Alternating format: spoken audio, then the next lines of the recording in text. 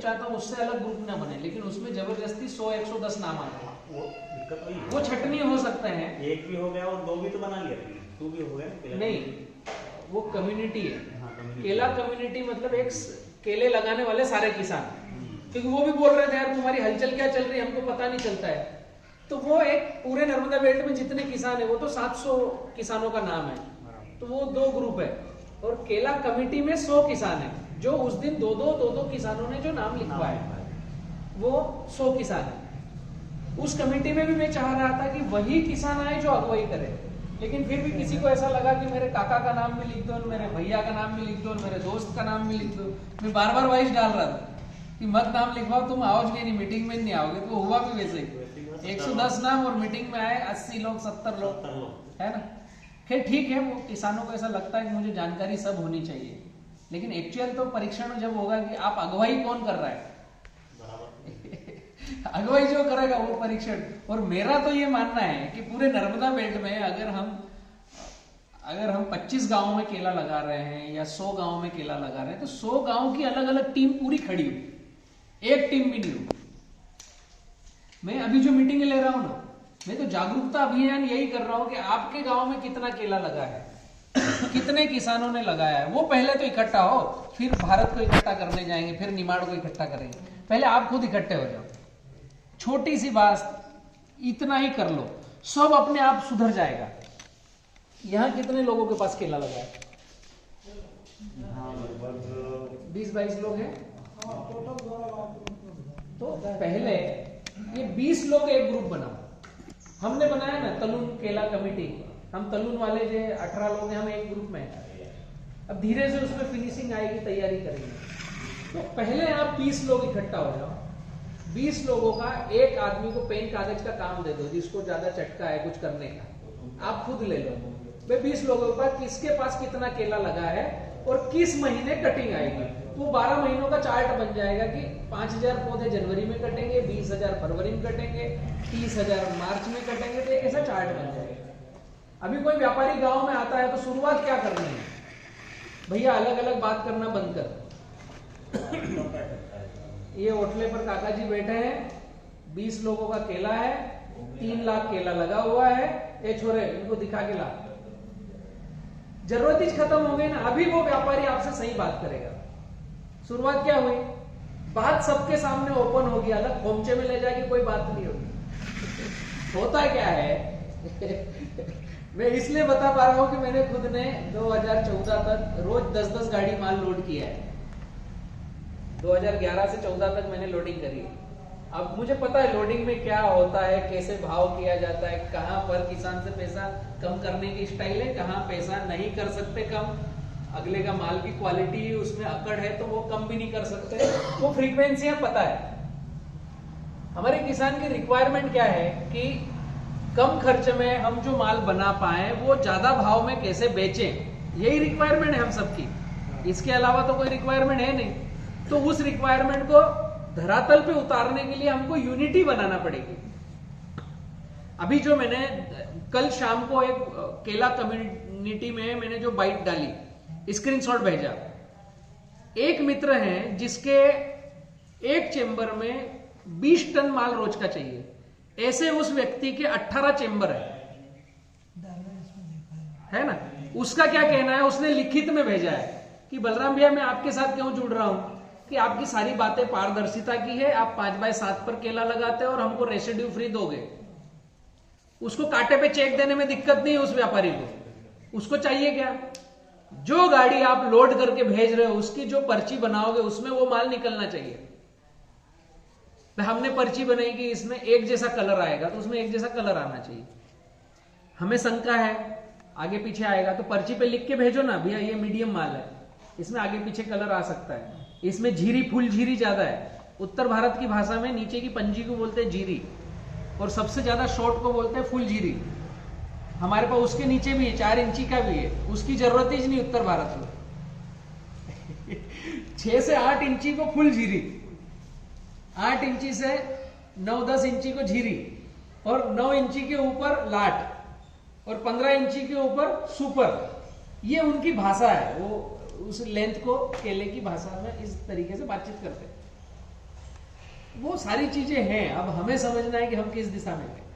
तो शुरुआत अपने घर गांव से कर सकते हैं। ग्रुप बनाओ, बातचीत करने के लिए 2 आदमियों को आगे कर दो कि बुराई ये मोल ले, पीछे से हम बोल दो भैया मैं 7 से कम नहीं दूंगा, तू बात कर। वो 2 आदमी बात करेंगे ना, भाई हमारे यहाँ का हम ये विचार है, तो उसमें सारी बातें आ जाएगी। भैया कांटे पे चेक लगेगा, पत्ती तोल के डालेंगे, डंडा इतना देंगे। सौदा करने से पहले आप एक लाइन खींच दो ना, व्यापारी एंट्री करेगा, अगली बार समझ जाएगा उस गांव में यार तो पूरा यूनिटी से काम होता है, सौदे अलग अलग नहीं होते, एक आदमी सौदा करता है। बूढ़ा झाड़ निकालो जिसके सफेद बाल हो, उसको बिठाओ टेबल पे, काका जी आप सौदा करो। वो ठोकरे खाए हुए रहते हैं, वो भाषा शैली में भी मिठास में कपड़े में लपेट के देंगे, अगले को दिखेगा नहीं, दुखेगा ज्यादा। तो ऐसी चीजें हमें करना पड़ेगी, शुरुआत यहां से करो। बाकी आप लोगों के पहले तो मुझे क्वेश्चन आंसर दो। मेरा नाम बलराम किसान है, मैं तलुन रहता हूँ, कुछ लोग जानते हैं, कुछ जो नहीं जानते उनके लिए। यहाँ से बड़वानी अंजड़ का नाम सुना होगा आपने, बड़वानी अंजड़ के बीच में एक छोटा गांव है, वहाँ पर रहता हूँ मैं। 2006 से किसान पाठशाला चला रहे हैं, फिर बी किसान ग्रुप आया जो केले खरीदी चालू करी, उसके बाद में फिर हमने वापस रेवा फ्लोरा किया तो केला खरीदी बंद कर दिया। फिर 14 से अभी तक हम टिश्यू कल्चर पे काम कर रहे हैं। और अभी 2021 में हमने एफपीओ बनाया है, फार्मर प्रोड्यूसर ऑर्गेनाइजेशन, किसानों का एक संगठन। उसके तहत हम अभी पूरे नर्मदा बेल्ट में घूम रहे हैं, जहां केला लगता है या जो केला लगाना चाहता है उनकी परेशानियां सुन रहे हैं, उनको क्या दिक्कत है, उन दिक्कतों को ये ग्रुप मिल करके अगर कम कर सकता है तो हम साथ में आगे बढ़ेंगे। इस तरीके से हम एक कैंपेनिंग प्लान कर रहे हैं पूरे नर्मदा बेल्ट में। तो आप लोगों को केले में क्या समस्या है, क्या हम मिलकर उसका इलाज निकाल सकते हैं, इसलिए हम आज एकत्रित हुए हैं। शुरुआत करनी अपने से और अपने गांव से, फिर पूरे क्षेत्र को समाज को सुधारेंगे बाद में। तो आप यहाँ जो बैठे हो, एक तो मुझे अच्छी बात लगी कि यूनिटी आप लोगों की अच्छी, फटाफट इकट्ठे हो गए हो। मैं लेट हो गया, फिर भी शायद यहाँ 2-3 लाख केला लगा है ना पौधा, 3 लाख के लगभग। अभी ये 3 लाख पौधों में आपके मैं क्वेश्चन लेना चाहूं तो क्या दिक्कत है और आगे क्या आप चाहते हो कि केला कैसे होना चाहिए? अभी तो भाव की दिक्कत आ रही है सबसे। भाव की दिक्कत है। कंडीशन तो ये है हमारे पास व्यापारी मात्र 3 और है। व्यापारी भी बस वही 2 या 3 गुड्डू ने बंद कर दिया है, रमेश दादा ने भी। बहुत कम रमेश दादा की फिर नाम लेने से कोई मतलब नहीं है। 3 भी है तो अच्छे हैं, पैसे तो वही दे रहे हैं ना। हाँ ठीक है, व्यापारियों की संख्या कम है, रेट कम मिल रहा है। रेट कम मिल रहा है। अभी अगर मैं पिछले 8 दिन की बात करूं तो किसी की गाड़ियां कटी है 8 दिन में, रेट किसान का क्या था? नया माल तो नहीं कटता है रेटून कट रहा है। ये रेटून के रेट है 3 रुपये 4 रुपये, 3 से 4 रुपए रेटून के रेट। 2.5 से लगा के, मेरा 2.5 भी कटा, 2.5 रुपए से 4 रुपए के बीच में। फिर वो कंडीशन कैसी है? हमारा भी 2.5 का लगा है। 2.5 का लगा है, मतलब काट लिया और फिर रेट लगाया तो 2.5 का। काटने वो बुला रहे हैं, वो तो काटने को तैयार नहीं, भेज ही नहीं रहा है गाड़ी। तो उसने एक थोड़ा सा एहसान किया आपके ऊपर कि माल काट लिया, तो फिर हम उसको बोल नहीं सकते कि क्या रेट लगाना है। ये रियलिटी है। 2.5 रुपए लगा लिए तो हमें कबूल करना पड़ेगा कि ठीक है 2.5 रुपए। मैंने 4.5 के दिए, कल काटेगा। अच्छा ठीक बात है। उसमें आधा नया है ना, आधी डेढ़ी। अच्छा तो सोहन भाई आप इधर आओ बालकनी में, आपका चेहरा सबको दिखना चाहिए। जो माल काटने वाले आप हो, सबको पता होना चाहिए। अभी जो एफपीओ है ना, उसमें पूरे नर्मदा बेल्ट में सोहन भाई माल खरीदी कर रहे हैं। एक तो ये है कि जिन किसानों के पास माल हो आप इनको दिखा सकते हो। अगर इनकी लाइन में चलता हो तो शायद कुछ एक व्यापारी और कंपटीशन में आ जाएगा, 3 के साथ 4 हो जाएंगे तो 10 पैसे बढ़ सकते हैं। ठीक है। दूसरा, हमारी बीके बनाना की जो गाड़ियां लोड हो रही है पिछले 8 दिन में 5 रुपए से लेकर 7 रुपए प्लस, कल की गाड़ी 7 रुपए प्लस की थी। वो जरूरी नहीं है हर किसी को वो रेट मिले। वो रेट क्यों है? मतलब मेरा कहने का मतलब ये है कि हमारा 2.5 रुपए में भी बिक रहा है और 7 में भी बिक रहा है, तो 2.5 और 7 में बहुत फर्क है। तो ये क्यों हो रहा है? इस क्यों को हम किसानों को ढूंढना पड़ेगा। ये क्यों को ढूंढना पड़ेगा। अभी आपके यहाँ जो केला लगा है उसका ग्राफ क्या है और तरीका क्या है, थोड़ा सा मुझे ये बताइए। लाइन से लाइन और 5x5 आदि, 5x5 6 भी है। 5-6 है।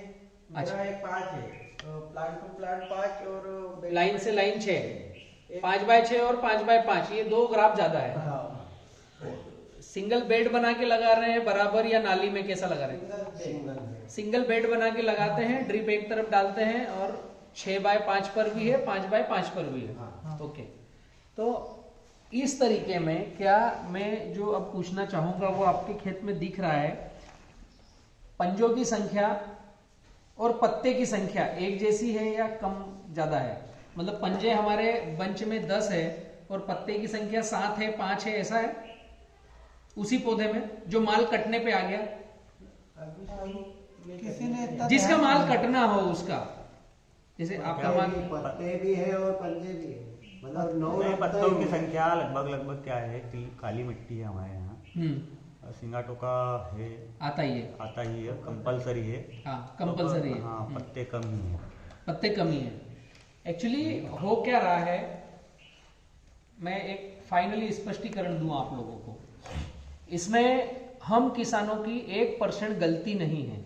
गलती कहां पर है मैं उसको टच करना चाहता हूं। गलती है जो पौधे बेचने वाला हमारे पास आया उसकी, गलती है जो खाद बेच रहा है उसकी, और इन दोनों की मजबूरी क्या है? ये किसी संस्थाओं से जुड़े हुए हैं जिनके यहाँ रोज प्रोडक्शन होता है, उसको खपाना पड़ेगा।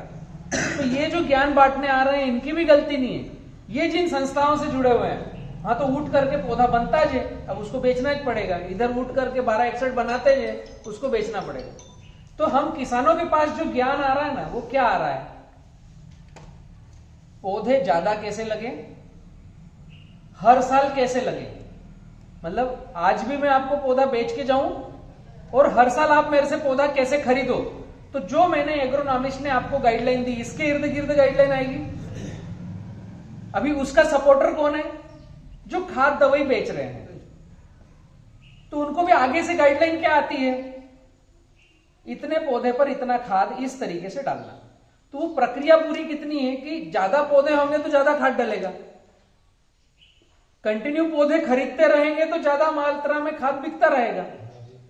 तो इन बेचने वालों को भी नहीं ज्ञान है कि हम क्या परोस रहे हैं, और हम किसानों को क्या है कि हमने जिससे पौधा लिया, पहली प्राथमिकता ज्ञान वहां से लेंगे, दूसरी प्राथमिकता जिससे खाद खरीद रहे हैं उससे ज्ञान लेंगे।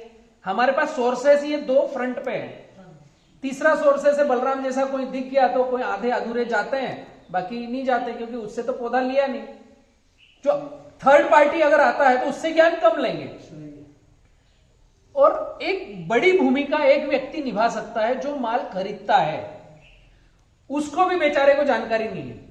जो माल खरीदता है अगर वो थोड़ा सा फाइन ट्यून कर ले, हमारे नर्मदा बेल्ट में जितने व्यापारी हैं अगर ये फाइन ट्यून कर ले कि मैंने आज इस गांव से गाड़ी बनाई, 2 गाड़ी माल बना, तो एक का माल अच्छा पास हो गया, दूसरे का नहीं पास हुआ, तो वो वहां पर अगर जानकारी दे दे कि रमेश भाई तेरे खेत में क्या अलग है, और सुरेश भाई को पकड़ के बतला दे कि तेरी गाड़ी फेल हो गई। अब अगला व्यापारी बोल रहा है कि सुरेश के यहां से माल नहीं काटना है, तो रमेश के यहां आप भी चलो, मैं भी आता हूं, उसने अलग क्या किया। व्यापारी को क्या चाहिए? वो किसानों में अवेयरनेस दे, तो उसको बेचारे को जानकारी ही नहीं है। वो क्या कर रहा है व्यापारी? कमजोर माल है दाहोद बेच देगा, जयपुर बेच देगा, उज्जैन बेच देगा। अच्छा माल है दिल्ली चंडीगढ़ भेजेगा, ज्यादा अच्छा माल है जम्मू कश्मीर भेज देगा, ज्यादा अच्छा है एक्सपोर्ट कर देगा। जिसका खराब है उसको वो बोल नहीं रहा कि तेरा खराब है तो तू अच्छा बना ले, वो खराब की लाइन लगा लेता है। अभी 2.5 रुपए किलो बिका, उसको 4 बातें सुना दे अगर कि भैया इस तरीके से खेती करो, सही करो, तो अगली बार मैं 4 में लूंगा। भाई अगर 7 में बिक रहा है 2.5 में बिक रहा है तो फर्क है ना, ये भी केला ये भी केला है, लेकिन गधा और घोड़ा अलग अलग है। बीच में खच्चर भी आता है, 5 रुपए वाला भी आता है।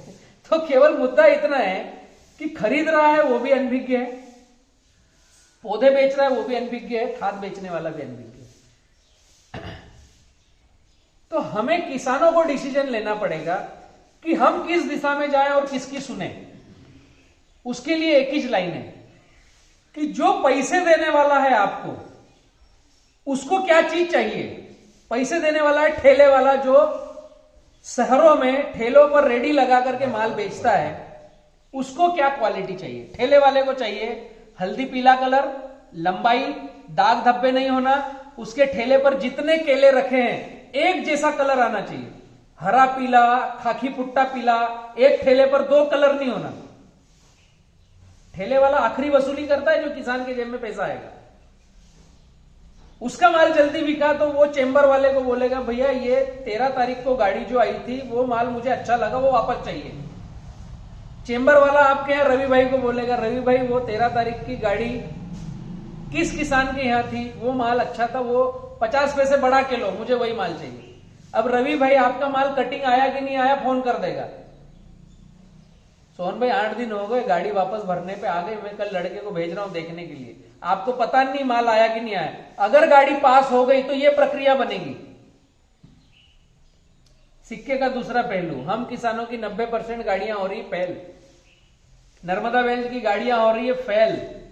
हो क्या रहा है, रवि भाई ने आज माल काटा, 15 दिन हो गए, कटिंग आ गई है, केला टिपोरी मारो फूटने को तैयार है, रवि भाई को फोन कर रहे, रवि भाई फोन नहीं उठा रहे। क्यों? उस ठेले वाले ने बोला चेंबर को भैया ये माल चलेगा नहीं मेरे को, ये गाड़ी अगली बार आए तो मैं या तो दूसरे चेंबर से माल लूंगा। चेंबर वाले ने रवि भाई को बोल दिया भैया किस गांव से काटा, टिगरियाओं से काटा, टिगरियाओं का माल चाहिए नहीं। अब वो टिगरियाओं में एक किसान का था, 4 किसान बदनाम हो गए। अभी रवि टिगरियाओं तरफ आएगा नहीं, झिरनिया तरफ जाएगा, कसरावत तरफ जाएगा, क्योंकि उसको तो पैसा चाहिए ना, और कच्चे का सौदा है, वहां माल नहीं बिकता है, पैसे नहीं बढ़ते हैं, नीचे पैसे देते नहीं। रवि भाई गलत बोल रहा हूं मैं? हुआ ना अपने साथ? ऐसा हर कच्चे माल में व्यापारी के साथ होता है। हमको लगता है व्यापारी पैसे डुबा रहा है, वो बेचारे को नहीं मालूम कि मैं किसान को सिखा दूं माल अच्छा बनाए तो पैसे डूबेंगे नहीं। उस चेंबर वाले ने कसम खा के रखी है कि मैं केवल पब्लिक के पैसे पर चेंबर चलाऊंगा, वो घर से 1 रुपया लगाते नहीं। ये रियलिटी है। आपकी 10 गाड़ी गई, 10 गाड़ी बिकेगी, जो पैसा खड़ा होगा उसका रोटी कपड़ा मकान चलाएगा, उसका बिजली बिल भरेगा, फिर आपको पैसे डालेगा। घाटा गया, घर से कोई नहीं मिलाता है, घाटा मिलाता है यहां का लोकल कटर और यहां का किसान। वो कटर किसान को बोलेगा भैया वो गाड़ी फेल हो गई, 50 पैसे कम। इस चक्कर में व्यापारी क्या करते हैं, साल भर में 300 गाड़ी माल काटना है, उसको पता है 100 गाड़ी फेल होगी, तो इधर 8 रुपए का रेट है तो तुमसे 7 रुपए में माल लेगा, निश्चित है। 1 रुपए क्यों बढ़ा करके वो आगे भेजेगा, क्योंकि उसको 100 गाड़ी का परता बिठाना है। आप लोग अगर 300 गाड़ी एक जैसी बना के दो माल जिसमें सुपर प्रीमियम बने, तो रेट वहां का जो आएगा वो आपको उतारा हो जाएगा। उसको क्या करना है, उसको तो 2 पैसे कमाना है, गाड़ी फेल नहीं होना चाहिए तो कमाएगा। जो अच्छी multinational company mother dairy rate करके माल नहीं खरीदती, मदर डेयरी का पैसा डूबता भी नहीं, 15 दिन में पैसा आता है। संस्था है, अच्छी बड़ी संस्था है, मेल पे काम करती है, सौदे चिट्ठी पे काम करती है, वो कैसे खरीदती है? आप सिलेक्शन करो। उसने तो एक बार बुला के बता दिया मेरे माल के पैमाने ये हैं, इस तरह का मुझे माल भेजो। आपने यहां माल देखा, माल बनाकर भेज दिया, मदर डेयरी में माल पहुंचा तीसरे दिन दिल्ली, वो कैरेट को अलग अलग खोलकर देखेंगे, 70% प्लस माल पास होना चाहिए तो गाड़ी अंदर लेंगे, नहीं तो वहीं आजादपुर मंडी में लगा देंगे, जो बिक्री आएगी आपको पैसा डाल देंगे। वो 2 लाख रुपए की गाड़ी हो तो 1 लाख आया तो 1 लाख डाल देंगे, 70,000 आया 70,000 डाल देंगे। आपकी टेंशन, आपने गलत माल क्यों भेजा। ये मदर डेयरी की स्टाइल है, रिलायंस की स्टाइल है, वो सौदा करके काटते नहीं। आपका माल पास हो गया 70%, 20% मीडियम, 10% शॉर्ट चलेगा। अगर इस पैमाने से अच्छा आया रेट बढ़ा के देंगे। आपके 7 रुपए चल रहा है, वो 9 रुपए डालेंगे। वो पता रहता है कटर को, वो आपको पता नहीं रहता है। कुल मिलाकर के माल का शॉर्टेज हो तब भी पैरामीटर है कि आपको अच्छा माल चाहिए, माल की ज्यादातर हो, माल बिक नहीं रहा हो तो भी अच्छा ही माल चाहिए। तो केले की तो कंडीशन है कि क्वालिटी मेंटेन करना पड़ेगी। वजन किसी का 50 किलो आ सकता है, किसी का 30 किलो, किसी का 15 किलो, उसकी बात मैं नहीं कर रहा हूं, क्योंकि वजन लाना हमारे बजट के हिसाब से है। किसी के पास 35 रुपए खर्चा करने को है एक पौधे पे, किसी के पास 100 रुपए खर्चा करने को है, तो वजन तो वो भैंस के समान है, आटा बाटा उतना दूध आएगा, तो केले को भी जितना खाना खिलाओगे उतना वेट आएगा, लेकिन क्वालिटी पैरामीटर अलग है। वजन से क्वालिटी का कोई मतलब नहीं। आपने किसी कंपनी का पौधा लगाया जो 18 पंजे देते हैं, पंजा कम नहीं किया तो ऐसा बाल्टी बन जाएगा, ऊपर का फर्रा नीचे की चोंच। फिर माल काटने आएगा, 2-3 पंजे नीचे के वो वही खेत में छिपा देगा पंजे के नीचे, फिर एक पंजा आपके सामने बाहर जब वो लुंगर टंगा होगा उस समय बताएगा यार ये छोटा है, इसको कैसे ले जाऊं। आपको नहीं पता 2 पंजे वही पत्ते के नीचे फेंक के आया वो पंजे आपने पहले मेंटेन करना था। ये व्यापारी की मजबूरी है, हमें लगता है ये पंजे फेंक के जा रहा है। मेरा रेवा का पौधा लगा है धामनोद के पास एक किसान के यहां, हम सब गाइड करते हैं कि जो पौधा लगा है उसमें टेप से नापना है, 4 का भाग देना है, उतने पंजे रखना है, ठीक है। भैया ने सौदा किया, सौदा करते समय बतलाया उनको कि नीचे का 7 इंची तक का पंजा इसी रेट में जाएगा, 7 इंची से 5 इंची का पंजा अलग बॉक्स में जाएगा, इसकी आधी कीमत रहेगी, हम फेंक के नहीं जाएंगे, तुम्हारा नुकसान नहीं करेंगे। बीके बनाना जो सौदा करता है ना, वो क्या करता है, 7 इंची तक का एक रेट, 7 इंची के नीचे पंजे खेत में नहीं फेंकेंगे, तुम्हारा नुकसान नहीं होगा, उसके बॉक्स अलग बनेंगे, उसके आधी कीमत जो भी रेट हुआ। वो किसान के यहां 250 कैरेट में, 150 कैरेट थे ना कितने, 150 कैरेट में 3 से 4 बॉक्स अलग बने। क्या पड़ता बेटा, 2.5-3% का बेटा ना। उसका माल उसने गाड़ी रुकवा दी, भैया तुम पंजे अलग करो, मेरे को माल नहीं देना है, ठीक है भाई। वो 150 कैरेट बना करके वापस आ गया, दूसरे के यहां माल लगाया, वो गाड़ी हो गई फेल, 1.5-2 लाख रुपया का घाटा गया। उस आदमी के यहां 10 से 12 दिन तक न कोई गाड़ी लगी, न किसी व्यापारी ने माल काटा। नीचे के पंजे जो 4 कैरेट थे उसको लगा गलत है ये, फिर जिसने माल काटा उसने ऐसा ढेर बना दिया। मैंने भाई को बोला ये फोटो खींचकर भेजना उसको। आज भी वो रोना गाना कर रहा है कि भैया मेरा माल काट लो, तो हमने बोला भैया आपको जो पसंद हो उसको कटवा दो, भले ही रेवा का पौधा लगा है। अगर आपको हम समझा नहीं पा रहे हैं तो साथ में चलेंगे कैसे। जो लोकल व्यापारी है उसने 2-2 पंजे का ढेर लगा दिया, वो ले भी नहीं जा रहा है, हम एक भी पंजा छोड़ नहीं रहे हैं, सब लेके जा रहे हैं, आपने गाड़ी रुकवा दी। आपको इतना कॉमन सेंस नहीं है कि 150 कैरेट भरने के बाद ये गाड़ी कहां बनेगी। और सौदा करने के पहले भैया सौदा चिट्ठी देते हैं, सब बात लिखित में करते हैं। तो मैंने कहा ये लिखा हुआ है ना कि 7 इंची के नीचे आधी कीमत, अलग बॉक्स बनेगा। नहीं, वो काका जी को पसंद नहीं आया, तो लिखते समय काका जी कहां गए थे। अभी 2-2 पंजे छोड़ के गया वो, 1 टन माल खराब हुआ उसकी 12 टन की गाड़ी में, कितनी कीमत बनती है। तो हम किसानों को भी समझना पड़ेगा कि किस पैरामीटर पर हम खेती करें। जैसे 5x5 पर खेती है, 5x6 पर खेती है, तो जो व्यापारी जिसको माल चाहिए उसको क्या चाहिए वो मैं बताने की चेष्टा कर रहा हूं। आपके यहां माल कटिंग आए उस दिन अगर 8 पंजे हैं तो क्या 8 पत्ते हैं। अगर हमारे घर में 11 पंजे हैं घार में, तो क्या 11 पत्ते हैं जिस दिन माल कट रहा है, तो उस केले में कलर आएगा, पहली कंडीशन। दूसरी कंडीशन, नीचे का पंजा 7 इंच का होना चाहिए। जो उत्तर भारत वाले ज्यादा रेट देते हैं, 7 इंच के नीचे का वो पसंद नहीं करते हैं। 7 इंच का नीचे का केला होना चाहिए, सबसे लास्ट का। मीडियम का 8-8.5 इंच, ऊपर का 9 से 12 इंच, और जो एक्सपोर्ट करते हैं उनको ऊपर का 15 इंच का चाहिए। तो क्या हमारे केले के घार में 7 इंच का है या 4 इंच का है। तो जब फल आता है उस समय हमें पंजे कम करना रहते हैं। दूसरी और इंपॉर्टेंट बात है जो हम किसान अभी तक शायद जान नहीं पाए हैं, वो हमें बहुत जरूरी करना। जब फ्लावरिंग आती है तो उस समय हमें स्प्रे करना पड़ता है दवाइयों का, ताकि मच्छर हमारे केले पर दाग ना बिठाए। अभी तो इल्ली भी आने लग गई है, इल्ली उसकी केले की चमड़ी को खा लेती है, तो वहां पर फिर नमी से फंगस फैलने लग जाती है, केला सड़ने लग जाता है। तो इल्ली, माइट्स, थ्रिप्स हमारे केले को रस चूसक और वो काटने वाले न लगे। तो हम स्प्रे कब करते हैं, जब कमल आया, नीचे निकल गया, भुट्टे तोड़ने का टाइम है, तो हम कहते हैं अभी तो 100 इंच भुट्टे हैं, आधे पंप में छीट जाएगी तो पूरा पंप दवाई लगेगी, उस दिन दवाई डालेंगे। तो थोड़ा 1 सप्ताह बाद 200-250 कमल आ जाए फिर दवाई छीटेंगे, ऐसा होता है ना।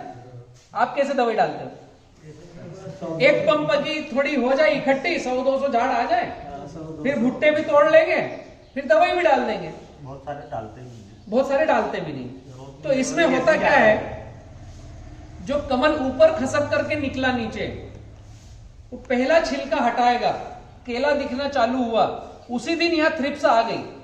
अब हम डाल रहे हैं 15 दिन बाद दवाई, तो वो थ्रिप्स ने अपना काम कर दिया, जो दाग देना था दे दिया। माल कटता है उस दिन बहुत सारे लोग मुझे फोटो भेजते हैं, भैया ये दाग दिख रहा है, क्या करूं, कल मेरी गाड़ी बनेगी। अभी जादू जैसा क्या होगा उसमें? कहीं नहीं हो सकता। उसमें इलाज कब करना है? जब कमल नीचे आ रहा है, पहला छिलका हटा, उस दिन कोई दवाई का स्प्रे मत करो, मिट्टी का स्प्रे करो। किसका? मिट्टी का। और अभी ठंड गिर रही है, अभी तो सबने केवल मिट्टी का स्प्रे करना चाहिए, क्योंकि ठंड लगेगी तो ये चिलिंग इंजरी आएगी, फिर छिलके को निकालोगे तो वो लाल लाल लाल दिखेगा, वो केला पकता नहीं। मतलब केले के ऊपर ठंड का असर हो जाएगा। जैसे हम स्वेटर पहनते हैं, आपने जर्किन पहना है, तो ठंडी नहीं लगेगी ना शरीर को। ऐसे केले को ठंडी से रोकने के लिए क्या करेंगे? एग्रोनॉमिस्ट दवाइयां क्या बतलाते हैं? सिस्टेमेटिक। एमिडाक्लोपिड बहुत ज्यादा चलता है केले में स्प्रे के लिए। एमिडाक्लोपिड किसी भी कंपनी का हो सकता है। एमिडाक्लोपिड है सिस्टेमेटिक इंसेक्टिसाइड। केले पे आपने डाला, केला पहले उसको चूसेगा, एब्जर्व करेगा, फिर उसकी चमड़ी को, उसके ओरे को ऐसा बनाएगा कि वहां पर कोई माइट्स थ्रिप्स ना रहे। अगर उसको चखे तो वो मरे। ऐसे ही होता है ना, सिस्टेमेटिक है। तो अभी है ठंडी, अभी केले के ऊपर आपने एमिडा डाला तो उसका जो स्टोमा है वो खुलेगा, एमिडा अंदर जाएगा, उसकी मांसपेशियां टूटेगी, वो पूरे में फैलेगा। मतलब आपकी वो स्किन किसी भी चीज को इनवाइट करने के लिए तैयार है। उसी समय रात को ठंड आई, तो ठंड आई तो वो भी लगी, वो भी इनवाइट हो गई, अंदर गई ना, स्टोमा खुला है, अंदर गई। इसकी बजाय होना क्या चाहिए? जैसे नागा साधुओं को देखा है ना, गर्मी हो या ठंड हो, भभूत मल के चलते हैं, कपड़े नहीं पहनते हैं वो। उनको न ठंड लगती है न गर्मी लगती है, तो वो भभूत क्या करती है, ये जो हमारे रोम छिद्र हैं इनको ढक देती है। ऐसे मसल मसल के भभूत लगा लेते हैं, तो उसको न ठंडी लगती न गर्मी लगती है। मई में 40 डिग्री 45 डिग्री टेम्परेचर पे भी वो खड़े रहते हैं, तो वो भभूत के कारण। अमरनाथ में भी बर्फानी बाबा के पास बैठे रहते हैं, वो भभूत के कारण। तो केले पर हम क्या भभूत लगाएं? तो मिट्टी सबसे सुंदर इलाज है। 200 लीटर पानी, 40 किलो मिट्टी, 100 ग्राम वाइसेनोमेटा। वाइसेनोमेटा के अंदर गो अर्क है और सुक्रोज है। इसको 24 से 36 घंटे घोल के रखो, 1-2 बार हिला दो, तो जो मिट्टी है वो क्ले में बदल जाएगी, नम हो जाएगी। फिर डबल कपड़ छान करो, ताकि जो रेती है, ककरी है, एक बार कपड़े से निकली फिर दूसरे बार अटकी, तो जो आपका पंप स्प्रे करने वाला हो उसमें क्ले जाएगा, गाद जाएगी, कंकर ककरी नहीं जाएगी, तो वो नोजल में अटकेगी नहीं। जो कमल निकला, छिलका हटा, उसी दिन उसमें मिट्टी का स्प्रे करो। और पहली बार स्प्रे करो तो आधा 1 किलो गुड़ डाल दो, गुड़ चिपकाएगा। केला है, उसके ऊपर मिट्टी चिपकना चाहिए, तो सारे उसके रोम छिद्र बंद होते हैं, तो ठंड आएगी, वो ठंड लगेगी नहीं। माइट्स, थ्रिप्स, इल्ली, फंगस हमने हमारे खेतों में डाला है, कुछ आता नहीं। कुछ मार्केट से 1 रुपए की दवाई खरीदने की आवश्यकता नहीं, ओनली वीएम स्प्रे, मिट्टी और वाइसेनोमेटा का स्प्रे। इतना सुंदर जादू आता है उससे।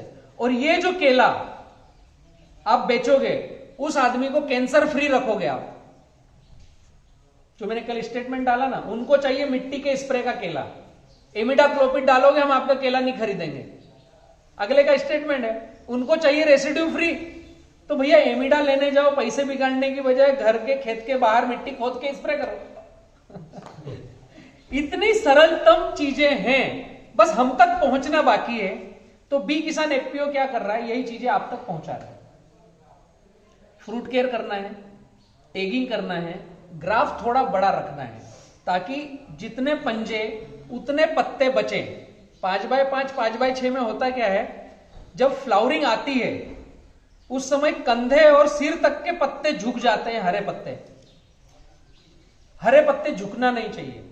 पत्ता कौन सा झुकना चाहिए, जो चोंच पे से पीला हो रहा है, पूरा पीला हो गया, फिर झुका, पीला होने के बाद, वो नेचुरल प्रोसेस है। तो ये जो हरा पत्ता, इसने पूरे जीवन में भोजन जो लिया, ये पूरा अपने पौधे को रिटर्न देता है। ये नैसर्गिक क्रिया है। अभी 5x5 में फल आना है, हरे पत्ते हैं, वो हरे पत्ते झुक रहे हैं। खेत में जाते हो, आज कल अलग, परसों अलग, 4 दिन में ऐसा लगता सारे गए। जंग के धब्बे अलग दिखेंगे, सिगाटोका अलग दिखेगा। एग्रोनॉमिस्ट आएगा, भैया सिगाटोका काट के नीचे रखो, ऐसे ही बोलते ना, सिगाटोका वाले पत्ते काट दो और दवाई डालो। एक तो वो पत्ता कटवाया, छोटा सा एक कॉमन सेंस वाली बात है, अगर आपकी उंगली पर कांटा चुभा और निकल गया, अभी पूरी मीटिंग मेरी 2 घंटे चलेगी, आपका ध्यान किधर रहेगा? उस कांटे पर। बलराम क्या बोल रहा है, सब गौण, कांटा चुभाया, निकाल दिया, अभी ऐसे भाई सुन रहे बलराम, उंगली इधर चल रही है, यार ये दुख रहा है, ध्यान पूरा उधर रहेगा ना। आपने उस पौधे को फल देना है, पूरी एनर्जी उसमें डालनी है, उस फल ने, उसको न्यूट्रिशन पूरा डालना है, उसकी मांसपेशी मज्जा उसको अच्छी रखना है। जब गर्भ बाहर आता है उस समय सबसे ज्यादा एनर्जी लगती है, उस समय आप उसके पत्ते काट रहे हो। हमारा ब्लड है लाल, हमको पता है कि लाल निकला मतलब खून निकला। पौधे का ब्लड सफेद है, पानी जैसा है। जैसे पत्ता काटते हो ना, वो टपकता है, दिखता है हमको, टपकता है ना। हम मानते नहीं है उसका ब्लड है, नहीं तो काटना बंद कर देंगे। अभी आपने उसके 4 पत्ते काटे, उसका पूरा ध्यान किधर रहेगा? उस पौधे का ध्यान किधर रहेगा? उस पत्ते पर जहां से ब्लडिंग आ रही है, पूरी एनर्जी लगा करके उस ब्लडिंग को रोकेगा, ना कि आपके कमल को बाहर निकालेगा। छोटा सा फाइन ट्यून करके सोचो, आपने 2 पत्ते काट दिए, अभी उसमें से ब्लडिंग आ रही है। उस ब्लडिंग को, हमारे पास चमड़ी कट गई तो पूरी मांसपेशी क्या करती है, व्हाइट सेल उस जगह को कवर करेगी ताकि वहां फंगस ना लगे। हर प्राणी में, हर पौधे में ये है। वो उसको एनर्जी कहां देगा? वहां से ब्लडिंग आना बंद हो, वहां सुखाने की चेष्टा करेगा, सारी एनर्जी वहां जाएगी। हमको चाहिए एनर्जी फल निकालने के लिए। तो छोटी छोटी सी बातें हैं। पत्ता काटना बंद करो केले का, कभी पत्ता काटना नहीं। उसको सूखने दो, उसको झुकने दो। अभी ठंडी आ रही है, अभी बादल है, इसके कारण ठंड कम है, आगे ठंड आएगी। जो पत्ता झुका, ये तना है, यहां से पत्ता झुक गया, ठंड अंदर घुसी, तो ये झुका हुआ पत्ता, ये लाट को प्रोटेक्ट कर रहा है ना, स्वेटर का काम कर रहा है ना। हमने पत्ता काट दिया, सीधी ठंड लग रही है। अब ये ठंड लग रही है तो ये पत्ते होंगे ढीले। केला पत्तों से चिपका हुआ आवरण है, ठंडी लगी, ये पत्ते होंगे ढीले पत्ते होंगे। जब वजन लेने की प्रक्रिया आएगी, ऐसा लग रहा है 1 सप्ताह बाद रेट 1 रुपया बढ़ सकता है, हम 8 दिन रोकने की चेष्टा करेंगे। लेकिन लाट अगर ढीली है तो यहां से पिचक जाएगा। लाट अगर पत्ते से पत्ता कसा हुआ अच्छा है, एकदम टाइट है, तो ये पिचकेगा नहीं। आखिरी में अप्रैल मई में ऐसे बट करके जाते ना, टूटते ना, तो गर्म हवाओं का थपेड़ा लग के वो तने को तोड़ देता है। छोटी छोटी सी बातें, इसमें पैसा खर्च नहीं होता। तो ये सारी प्रक्रियाएं हम सिखाने को तैयार हैं। बातें बहुत सारी है, 2-3 घंटा बैठूंगा तो भी चलेगी। तय ये करना है कि क्या हम केले वाले इकट्ठा हो सकते हैं, एक बात। दूसरी बात, क्या हम बी किसान के साथ चल सकते हैं? तो बी किसान आप लोगों के लिए कुछ चीजें लेके आया है। गाइडलाइन का पूरा फॉर्मेट है हमारे पास, लगाने से लेकर कटिंग तक, और बेचने का पूरा फॉर्मेट है। कटिंग को उत्तर भारत में, लोकल में या एक्सपोर्ट में किधर बेचना, वो पूरा फॉर्मेट है। हम आएंगे, इसकी आवश्यकता नहीं। आप लोगों में से कोई बच्चे निकल के आ रहे हैं, अंकल ने बोला मुझे कि यहाँ के बच्चे, आप लोग कुछ कर रहे हैं ट्रेनिंग? हाँ, तो आप खरीदी बिक्री में आप खुद निकलो ना बाहर, यहीं से निकलो। मैंने भैया को भी बोला, मैंने कहा ये क्षेत्र आप खुद किसान संभालो, एफपीओ में जुड़ो, खुद आपकी अगुवाई खुद करो, आपका माल कहां बेचना है, मैं सारे रास्ते देता हूं। चलना पड़ेगा यूनिटी बना करके, और हमारी जो भी गाड़ी जाए वो गाड़ी फेल नहीं होना चाहिए। तो हम नई शुरुआत कर सकते हैं। आज तक हमारे पास जो केला लगा है उसमें क्या सुधार करें उसको समझें, आगे जो लगाना है वो अब बी किसान जो बता रहा है वैसे चलना है। अगर ये दो काम हमने किए तो अभी माल है वो भी सही थोड़ा सा बेच पाएंगे, अगला माल कभी भी 2 रुपए किलो नहीं बिकेगा। जो किसान 100% बीके बनाना की गाइडलाइन फॉलो करता है उसको हम बोल रहे हैं 5 रुपए किलो से नीचे रेट नहीं आएगा, इसके ऊपर ही माल बिकवाएंगे, ऊपर फिर बोर्ड रेट हो। जिसको एग्रीमेंट करके आना हो तो वो लिखित में एग्रीमेंट करके आ सकता है। केले को बेचेंगे कहां, ये डर खत्म कर लो आगे के लिए। अभी जिनकी फ्लावरिंग आ रही है, मेरे कुछ वीडियो हैं फ्रूट केयर के, 2980 नंबर का एक वीडियो है कि केले का कमल निकल रहा है तो क्या क्या चीजें ध्यान रखें। किसान पाठशाला चैनल सबने सब्सक्राइब कर रखा है यूट्यूब पर, उसको सब्सक्राइब करो। डेली की मेरी मीटिंगें जो हो रही है या नर्मदा बेल्ट में भी जो हो रहा है उसमें सब आता है। मैंने अभी जितनी मीटिंगें ली, ये वीडियो जो रिकॉर्ड कर रहा है वो सब किसान पाठशाला पे जाएगा। वो आप देखते रहोगे तो क्या हलचल हो रही है पता चलेगा। एक चैनल है किसान पाठशाला, दूसरा चैनल है BK banana buying and selling. पूरे नर्मदा बेल्ट में और इसके बाहर जहां भी हमारी खरीदी बिक्री होती है उसके भाव, कैसा माल कट रहा है, कैसा माल बिक रहा है, सब उसमें हम डालते हैं। तो दोनों चैनल को सब्सक्राइब करो, जानकारी आपके हाथ में रहेगी, घर पे रहेगी, ठीक है ना। तो ये शुरुआत करो, दूसरा इकट्ठे हो जाओ, तीसरा जिनकी फ्लावरिंग आ रही है उनको फ्रूट केयर करो ताकि अप्रैल मई में, ये बार बार हिंट दे रहे हैं, जल्दी जाना है, अभी उठाएंगे ये मेरे को दोनों के दोनों अगली मीटिंग का टाइम हो रहा है, ठीक है उठते हैं भाई। अगली फ्लावरिंग जिनकी आ रही है उनमें फ्रूट केयर करो, टैगिंग करो, पूरा मैंने विवरण दे रखा है कैसे फ्रूट केयर करना है, टैगिंग करना है। और मुझे व्हाट्सएप भेजिएगा तो मैं कुछ लिंक शेयर कर देता हूँ। तो यहाँ के जो ग्रुप्स हैं वो एक में इकट्ठा करो। संदीप जी किधर गए? हाँ, तो सोहन भाई है, संदीप जी है, भूपेंद्र जी हैं। भूपेन भाई जी, इन सब केला किसानों का जो इधर का ग्रुप है, एक ही ग्रुप बनाओ, उसमें सब इकट्ठे रहो। तो फ्रूट केयर वाले लिंक कुछ डाल दो। तो अगला जिनका फ्लावरिंग आ रहा है वो समझ लो कैसे कम खर्चे में हम फ्रूट केयर करें ताकि मार्च अप्रैल में फरवरी में उनका माल अच्छे रेट में थोड़ा हम बेच पाए। अगली गाइडलाइन अगर लेना है तो 100% बी किसान के हिसाब से हम 5x7 पर लगवाते हैं, उससे छोटा ग्राफ हम नहीं लगवाते हैं। जो किसान सक्षम है उसको पौधा, गाइडलाइन, मार्केट तीनों चीज देंगे।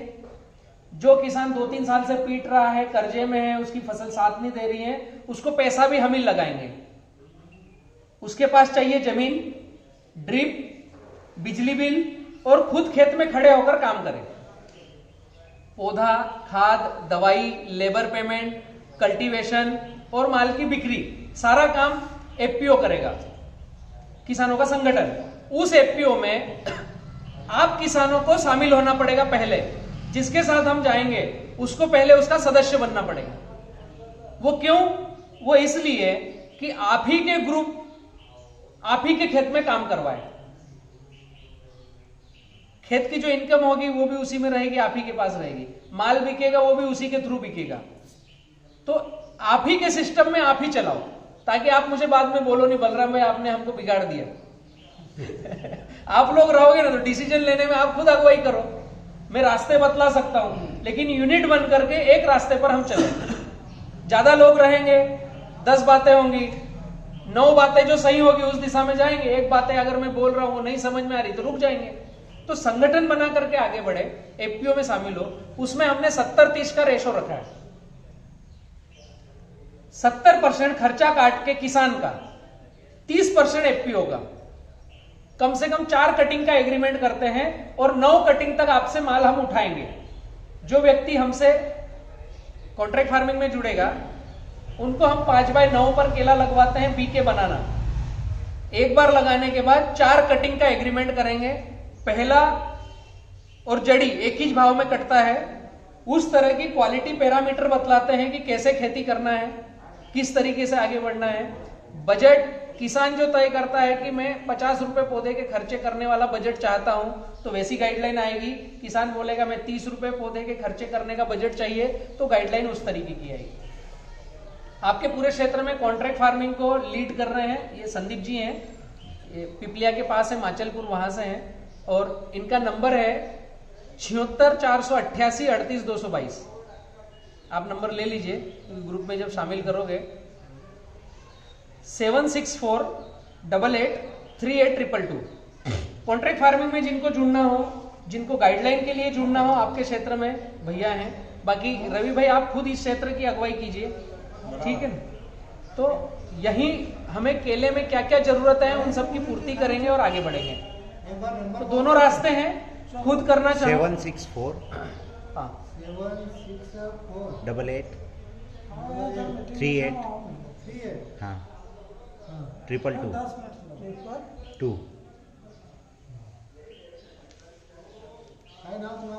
संदीप। हाँ, कोई भी किसान जुड़ सकता है इसमें, है ना। तय आप लोगों को करना है कि कौन किसान साथ में साल भर चलेगा और पैसे भी रिटर्न करवा देगा। ये आप ही को देखना है कि कौन डिफॉल्टर है वो थोड़ा सीखे, कौन सही है वो इसमें आए। क्योंकि एक बार एफपीओ पैसा लगा देगा, अगर इस गांव से रिकवरी नहीं हुई तो आगे फिर पैसा लगा नहीं पाएगा। तो फिर हम जैसे आज चल रहे हैं वैसे आगे भी चलेंगे। उसका वेरिफिकेशन आप ही करो, मेरे से मत कराओ। क्योंकि मैं जानता नहीं हूं, आप मुझे सब जानते हैं, लेकिन मैं शायद हर किसी को डीपली नहीं पहचान पाऊंगा। तो इस तरीके से आगे बढ़ रहे हैं। ये पहली मीटिंग थी, जस्ट बीजारोपण कर रहा हूं मैं। और 2022 में पूरा नर्मदा बेल्ट पर ही रहने वाला हूं। हमने कुछ बातें तय करी है कि 23-24 में ये नर्मदा बेल्ट हिंदुस्तान का सबसे बड़ा केले का बिजनेस हब बने, इस दिशा में हम आगे बढ़ रहे हैं। और कभी भी 5 रुपए किलो के नीचे माल ना कटे, इस बात में हम आगे बढ़ रहे हैं। तो आप सभी जो इच्छुक हो वो आगे आओ और आगे बढ़ते हैं। आपके और कोई प्रश्न हो तो बताइए। 5/7 में लगाते हैं अपने यहाँ। हमारे इधर बेल्ट में ज्यादातर मई और जून में ही लगाते हैं। हाँ, उस प्लेट में हार्वेस्टिंग भी अप्रैल मई में आती है। हाँ, उस प्लेट में हमारे यहाँ के किसानों का मानना है पत्ता कम रह जाता है, दूरी रहती है तो बहुत डूब जाती है। हाँ, सही बात है। ये दिक्कत आती है, इसलिए ठीक बात है। 7 पे सोचने का अभी नहीं प्लान बन रहा है आप लोगों का। बस यही कारण है। जैसे तो उसके लिए यहाँ आप लोग क्या पाकड़ करो। में देखा भी था, मुझे हाँ। पाटीदार ने शायद लगाया था आपका ही। हाँ, उसके लिए क्या करो आप, मैं आपको उसकी सफाई देता हूँ। हर रविवार मैं किसान पाठशाला पे रहता हूँ, तो एक रविवार आप किसान निकल के आओ, विजिट करो। एक तो रेवा भी देख लोगे, दूसरा वहां पर हमारा 5/7 का है, 5/8 का है, 3 कटिंग का है, 4 कटिंग का है, ऐसे अलग अलग कई प्लाट है। तो हम खेत में खड़े रहकर बात करेंगे कि माल कट रहा है तो क्या पोजीशन है। एक तो ये आप विजिट करो, खेत में ही खड़े रह के बात करेंगे। दूसरा, एक 10 मिनट है, एक फटाफट में बतलाता हूं। 5/5 पे लगाते हैं, 1750 पौधे आते हैं, माल कटता है, उसके बाद में बच्चा रखते हैं। बच्चा पहले रख नहीं पाते क्योंकि अंधेरा रहता है। फल आने के बाद में किसी भी पौधे का नया पत्ता नहीं आता, पुराने पत्ते हैं वे सिकुड़ते हैं। आपने मई जून में लगाया, आपका माल कटेगा मार्च अप्रैल में। अप्रैल में गर्मी ज्यादा रहती है। 5/5 पे लगाओ, 5/6 पे लगाओ, किसी भी ग्राफ में लगाओ, फल आने के बाद नया पत्ता आता नहीं। जो पत्ता है वो 3 महीने तक सिकुड़ेगा। फल आते समय 5/5 में 10 पत्ते थे, 3 महीने में 5 बचते हैं। ऐसे ही होता है ना। माल जिस दिन कटता है, हम जहां बैठे हैं यहां गर्म हवाओं का दौर ज्यादा चलता है। अभी मैं सायदा बोधू में मीटिंग लेके आया, उनको 5/5 भी अच्छा नहीं लगता, वो 4-4.5 पेज लगाते हैं। और टाइट चाहिए और पत्ते चाहिए, क्यों? हमारा कमर टूट जाता है जब गर्म हवा चलती है, यहां से टूट जाता है। उसका कारण ग्राफ डेंस करना है, ना कि ग्राफ बढ़ाना। क्या होता है उस दिन, हम जब पास पास में लगाते हैं तो पौधा ऐसा रहता है, दूर दूर लगाएंगे तो पौधा ऐसा रहेगा। ये नीचे का टखना जो है ना, ये सीधा नहीं रहता, ये नीचे से फैलता है, उल्टी झप्पी बनता है। तो आपको बांबू लगाने की आवश्यकता नहीं बड़ा ग्राफ लगाने में। दूसरा, 5/7 के ऊपर कोई सा भी ग्राफ हो, 5/8 हो, 5/9, सबसे अच्छा मुझे लगता है 5/9, मिनिमम 5/7। 5/7 के बाद 6ठे महीने में आपके पौधे की उम्र 6 महीने की है, 25 से 30 पत्ते हैं, हम बोलेंगे आप नया बच्चा रख लो। अभी फल आया नहीं, हमने आपको बोला नया बच्चा रख लो, ये कौन बोल पाएगा? जिसके टिश्यू कल्चर में दम है, जिसने लैब में कम साइकिल ली है, वो आपके खेत में ज्यादा साइकिल ले सकता है। हर टिश्यू कल्चर कंपनी वाले क्या बोलते हैं? 80% माल कटेगा जब बच्चा रखना है। क्यों? पहले रख लिया तो वजन कम आएगा। उसको मालूम है ना, लैब में बहुत साइकिल ले रखी है, खेत में वो साइकिल आएगी नहीं। तो हमारे पास अभी तक जो ज्ञान आया है, माल 50% 80% कट जाए उसके बाद बच्चा रखो, 100% वो ज्ञान गलत है। मैं बता रहा हूं 5x7 पे लगाओ, 6 महीने में बच्चा रखो, 7वें महीने 8वें महीने में फल आएगा, 7.5 महीने में। उस समय आपके बच्चे की हाइट 2 महीने 1.5 महीने की रहेगी। ठंडी है तो माल 120 दिन में कटेगा, नॉर्मल टेम्परेचर है तो 100 दिन में कटेगा, गर्मी है तो 90 दिन में कटेगा। 3 महीने लगेंगे, 80 दिन से 90 दिन आपको माल कटने में लगेंगे। तो 3 से 4 महीने में, अभी ये बच्चा फल आने के पहले 2 महीने का है, अगले 3 महीने में माल कटेगा। इसकी हाइट मेरे से ऊपर, हरे पत्ते, हर रोज नया पत्ता बाहर निकलने की कोशिश करेगा। 5x7 में 1250 पौधे आपके खेत में, 5x5 में 1750 पौधे आपके खेत में। माल कटते समय 5 पत्ते हैं, वो भी सूखने की कगार पे हैं। 1250 पौधे, 6ठे महीने में नया बेबी रखा, माल कटने आएगा उस दिन 1250 और 1250। अभी आपके खेत में कितने पौधे हैं? 2500 पौधे हैं। इस 1250 में ऑलरेडी 7 से 8 पत्ते, 10 पत्ते हैं, और ये जो बच्चा खड़ा है इसमें 10 पत्ते हैं। जिस दिन माल कट रहा है उस दिन हरे पत्ते, नए पत्ते, नई पेशी की संख्या आपके खेत में, जो हमारे नर्मदा बेल्ट में अति आवश्यक है। जब गर्म हवा अंदर जाएगी तो हरे पत्ते, नए पत्ते उस हवा को सोखते हैं, तो गर्मी का ताप खेत के अंदर कम होता है। बाहर 45 डिग्री है, हरे पत्तों की संख्या है, तो खेत के अंदर 35 डिग्री रहता है। तो वो जो फल है उसमें कलर, शाइनिंग बरकरार रहता है, पेड़ टूटता नहीं। 5x5 में टूटेगा, इसमें टूटता नहीं। ये बहुत बड़ा फर्क है। हमारे पास इस तरह का ज्ञान आया नहीं, हमने अभी तक ऐसा प्लाट लगाया नहीं, तो हम समझ रहे हैं कि ये कंफ्यूजन है।